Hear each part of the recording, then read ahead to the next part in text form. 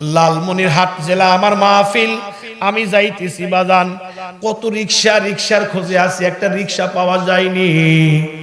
একটা রিক্সাওয়ালা দাঁড়ায় আছে, মাথার মধ্যে একটা সবুজ পাগড়ি, হাতের মধ্যে একটা তসবিহ, চেহারাটা কালো কিন্তু চেহারাটার মধ্যে নূর চমকাইতেছে, আর গায়ের জুব্বাটা তেমন ভালো না, পুরান। এই লোকটাকে সালাম দিয়ে আমি মনে করছি না জানি বড় আলেম হবে, অথবা তাবলিগ জামাতের কোনো সাথী হবে, অথবা কোনো পীর মুরিদের মুরিদ হবে।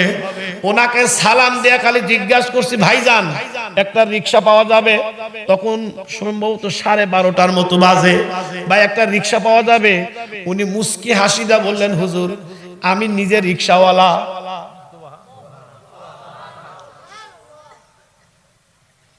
আশ্চর্য, কয় কি রিক্সাওয়ালা এত সুন্দর হইতে পারে?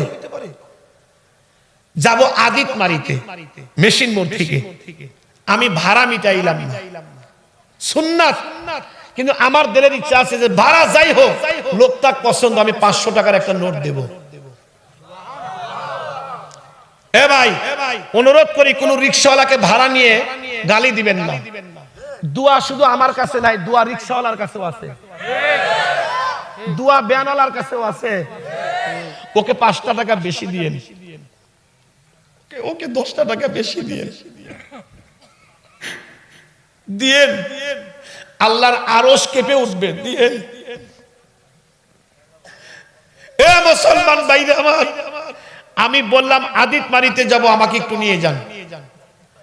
এই রিক্সাওয়ালা রিক্সা চালাইতেছে, আল্লাহর কি কাম, কিছু দূরে গিয়া জোহরের আজান।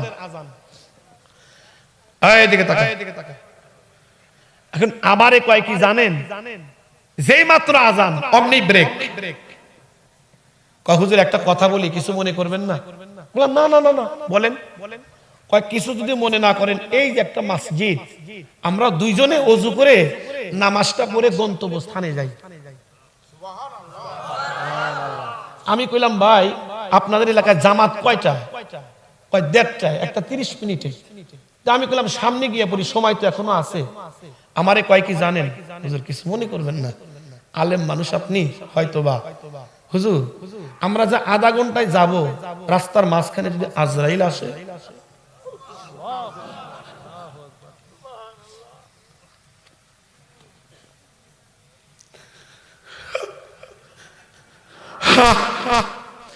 তখন আমার নিজেকে এত লজ্জা